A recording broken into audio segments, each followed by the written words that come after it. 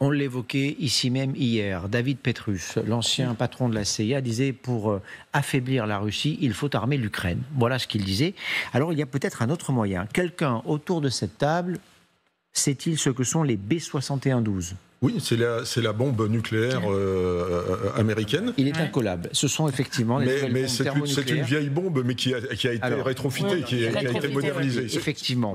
Voilà. La raison pour laquelle je vous en parle aujourd'hui, c'est que ces bombes auraient été acheminées du Nouveau-Mexique vers Lakenheath, c'est en Grande-Bretagne. Alors, c'est ce qu'affirme Bloomberg. On savait déjà que le processus était en cours, mais on ne savait pas si les bombes avaient été acheminées ou pas.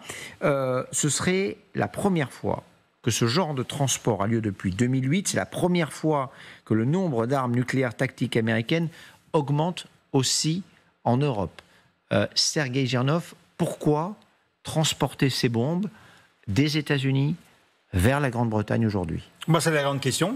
C'est pour renforcer en fait la présence américaine et la présence nucléaire américaine sur le continent américain. Enfin, continent américain, entendons-nous bien. Ce sont les Britanniques, ce sont les îles britanniques qui sont à titre exceptionnel. Ce soir, on les accepte dans l'Europe. À titre exceptionnel, ça rajoute d'ailleurs à la présence des armes américaines qui sont présentes sur le continent. Parce qu'il y a 5 pays, il y a la Turquie, l'Italie, la Belgique, la Hollande et l'Allemagne qui possèdent aussi les armes américaines. Et donc, en fait, c'est pour vous répondre que finalement Trump, il n'est pas si pacifiste que ça. Ça veut dire qu'en fait, il montre les dents. Et à mon avis, c'est peut-être après le bombardement des Iraniens avec les B-2, il s'est dit il faudra aussi impressionner Poutine par autre chose que par les coups de téléphone. Alors, comment sait-on cela, Général ? Il y a eu des indiscrétions, évidemment. On apprend aussi que les transpondeurs de vol ont été laissés allumés. Alors ça, c'est un appareil qui permet de suivre les avions. Je simplifie un peu. Quel message ? À qui ? Le message, c'est de dire, écoutez, voyons, on a le nucléaire, on n'en parle pas. On n'en parle pas comme, de l'autre côté. En revanche, on laisse des signes, on laisse des indices, comme des scouts dans la forêt, pour montrer qu'il se passe quelque chose. Alors, il n'y a quand même rien de nouveau.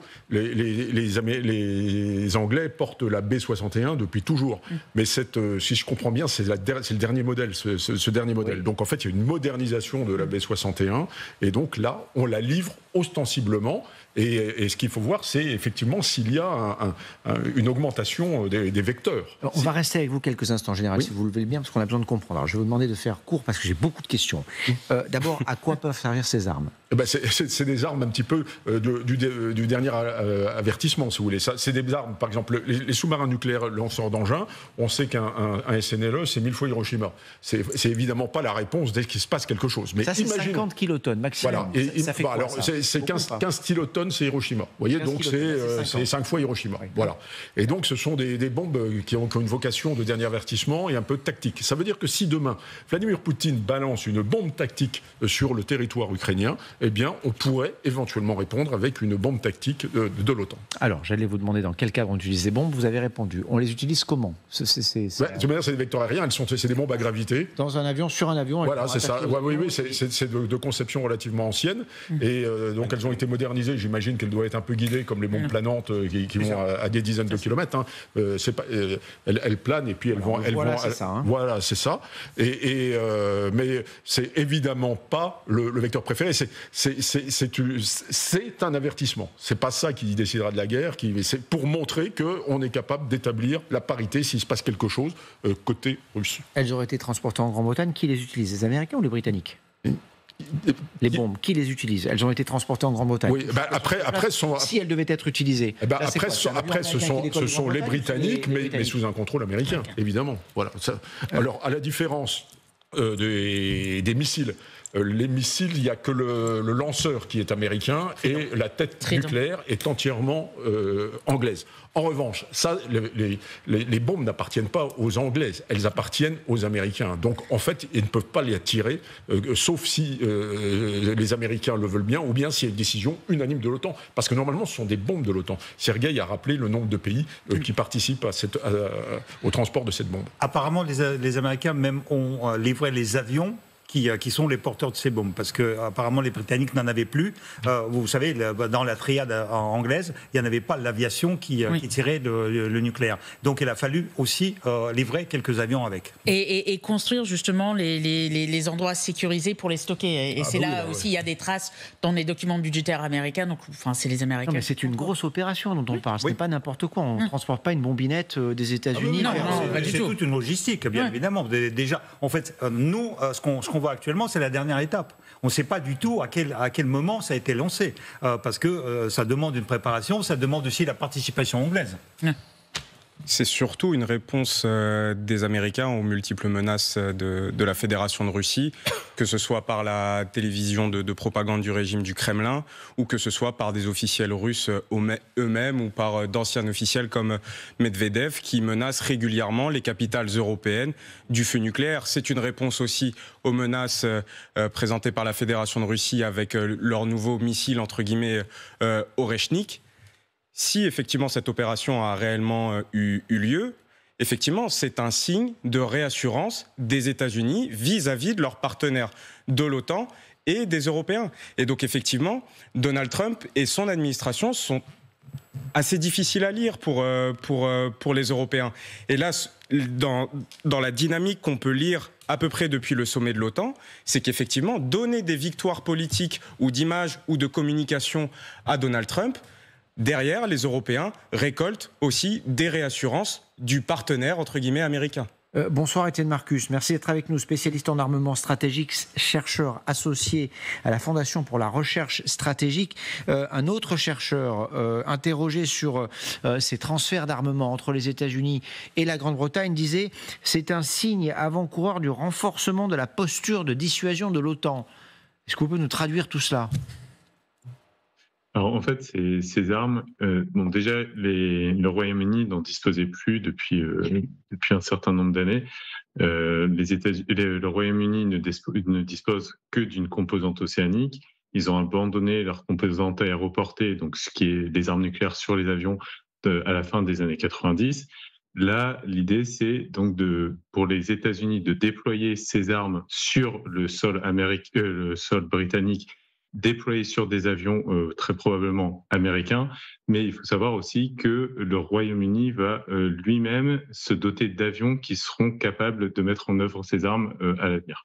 Là, le programme en fait B-61, donc effectivement, ce sont des vieilles bombes qui sont très différentes par exemple de ce qu'on a en France, puisque nous on a des missiles qui sont supersoniques. Là, c'est avant tout un programme de réassurance pour montrer aux adversaires de l'Europe et de l'OTAN que les États-Unis sont prêts à défendre leurs alliés européens.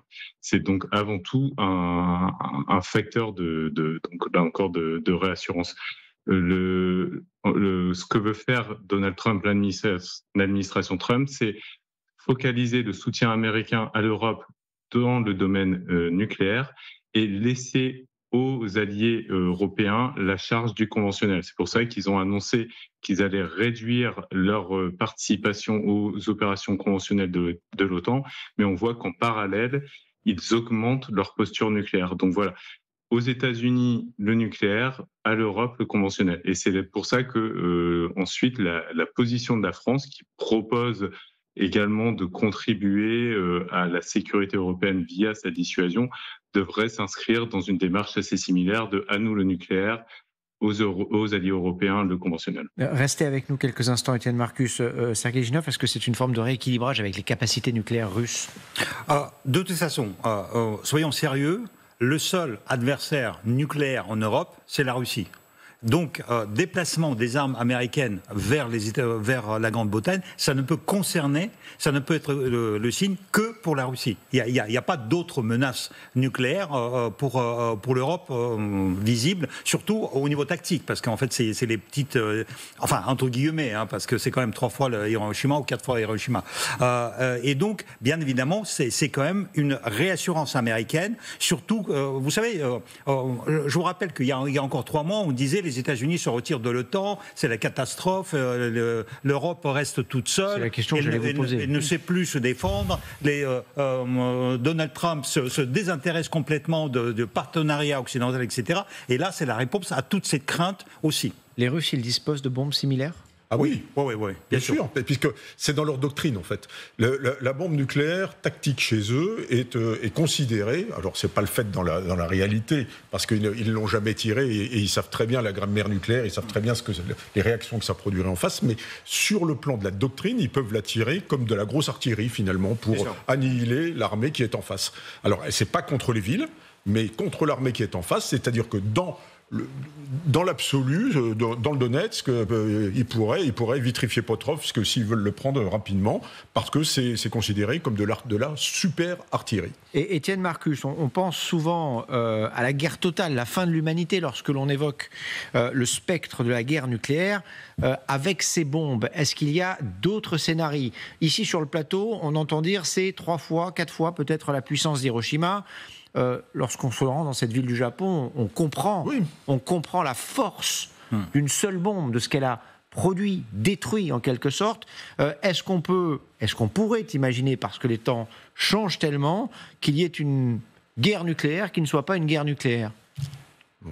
Alors déjà, il faut savoir que la détonation sur Hiroshima, c'était à une époque qui est totalement différente de nos jours. À l'époque actuelle. Les effets des armes étaient particulièrement dévastateurs durant la Seconde Guerre mondiale, puisque les villes telles qu'Hiroshima étaient principalement constituées de maisons en bois. Désormais, les villes sont principalement bétonnées. Les effets des armes seraient beaucoup plus limités sur une ville bétonnée que sur une ville comme Hiroshima. Sachant que la B-61, c'est avant tout destiné... Alors, c'est pas vraiment une arme de bataille, puisque les Américains ont abandonné normalement le nucléaire tactique. Maintenant, on parle quasiment uniquement d'armement stratégique. Mais là, c'est des armes qui sont destinées à envoyer des signaux, à contrôler l'escalade. L'idée étant en France, nous, on ne voit l'arme nucléaire que comme une arme ultime de dissuasion. Donc c'est un peu, on va dire, du tout ou rien, hormis ce qu'on appelle l'ultime avertissement, mais tandis que les États-Unis n'excluent pas une utilisation limitée de l'arme nucléaire, notamment via ces bombes B-61. Et ce qui les arrange, c'est que justement, ça se ferait sur le territoire européen et non sur leur territoire. Donc c'est pour ça qu'eux, ils n'excluent pas une utilisation limitée, puisqu'ils seraient assez immunisés de leurs effets. L'idée étant de circonscrire le conflit nucléaire sur le territoire européen, ce qui serait bien évidemment au désavantage total de l'Europe, parce que la Russie, c'est un énorme territoire, les États-Unis seraient immunisés, donc la principale victime serait l'Europe. Et c'est pour ça qu'il faut à tout prix éviter un engrenage nucléaire. En Europe, les armes, et ça c'est vraiment la doctrine française, une guerre nucléaire ne peut pas être regagnée et les armes nucléaires ne sont pas des armes de champ de bataille. On ne peut pas faire une guerre avec des armes nucléaires. Merci beaucoup Étienne Marcus, c'est passionnant ce que vous venez de nous dire. Est-ce à dire que la doctrine nucléaire française est obsolète aujourd'hui ? Si les deux principaux pays qui détiennent ces armes nucléaires et ces armes nucléaires tactiques se disent, dans leur doctrine, on peut aller frapper avec ces armes-là sur des points très précis sans que ce soit forcément la destruction de l'humanité. On ne peut pas dire obsolète, elle est complètement différente. Non, c'est une question, je ne sais pas, c'est pas une affirmation, je pose des questions. L'approche est complètement différente parce que et les Russes et les Américains acceptent dans leur doctrine l'emploi des armes nucléaires et donc acceptent une guerre non pas totale, mais l'emploi de nucléaire sur les champs de bataille. Tandis que pour la France, c'est la dissuasion, ça veut dire que le nucléaire pour la France, c'est l'ultime arme qui protège le territoire national.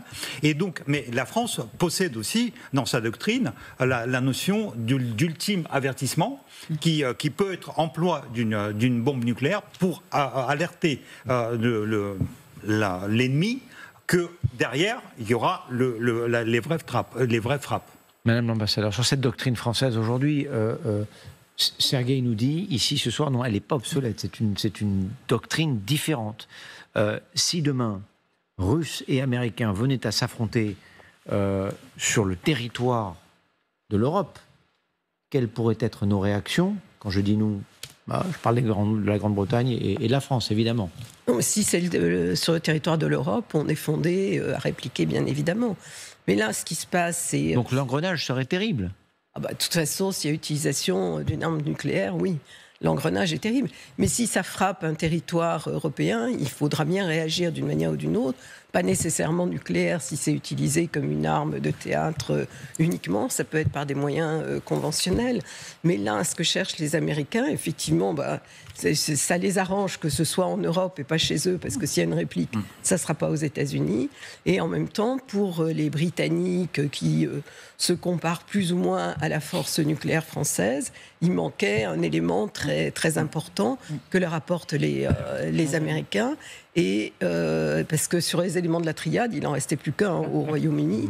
Mais par ailleurs, il y a toujours cette idée de double clé pour les Britanniques qui ont besoin de l'engagement américain. Et pour les Britanniques en plus, le Royaume-Uni, c'est certes l'Europe et c'est l'OTAN, mais ce n'est pas l'Union européenne. Est-ce qu'on peut imaginer, alors pardon, moi je tire la logique encore un peu plus loin, des tirs tactiques russes sur le sol européen et une riposte militaire européenne qui ne soit pas nucléaire? Oui, absolument, c'est ce qui avait été dit en 2022-2023, là, quand il y avait eu, ils avaient été raccompagnés, les Ukrainiens avaient raccompagné les Russes sur une partie du territoire. Il semblerait que le nucléaire tactique ait été évoqué par les Russes, d'après ce que disaient les Américains, et les Américains leur avaient bien fait comprendre que s'ils faisaient ça, la riposte conventionnelle serait immédiate et sans appel, et avec notamment les destructions des flottes de mer Noire et de Baltique au niveau de Kaliningrad. Et visiblement, ils ont bien compris le message. Mais il faut bien comprendre aussi que les Russes ne l'ont jamais fait, parce que ça a bien été dit, le nucléaire, normalement, est une arme de non-emploi. Tout à l'heure, je parlais d'une super artillerie, ça c'est vraiment théorique. C'est-à-dire que personne ne prend le risque de déclencher le nucléaire tactique comme une super artillerie, parce que, je veux dire, à partir du moment où on aura fait le nucléaire, on aura déclenché le nucléaire, on sera dans un autre monde. Et là, les réponses peuvent être exponentielles, on peut avoir un engrenage absolument non maîtrisé, et ça, les Russes le savent également.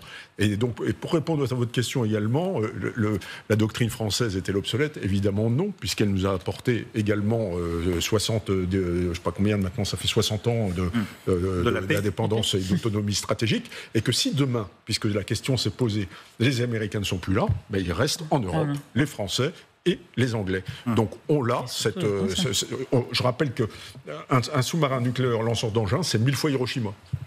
Un seul. Voilà. Donc on a ce qu'il faut. On a des choses qui sont largement supérieures à la B-61, parce que nos Rafales lancent des missiles hypersoniques, et donc qui sont l'équivalent du tactique, qui serait un peu l'ultime avertissement, qui serait capable de dire attention, on rigole pas, la prochaine fois, ça sera la bonne. Voilà. Donc on est capable d'infliger des dommages à la Russie tels que ça ne vaut pas la peine qu'ils nous attaquent. Et on peut dire ce qu'on veut du nucléaire, mais ça nous a quand même apporté la paix depuis 80 ans.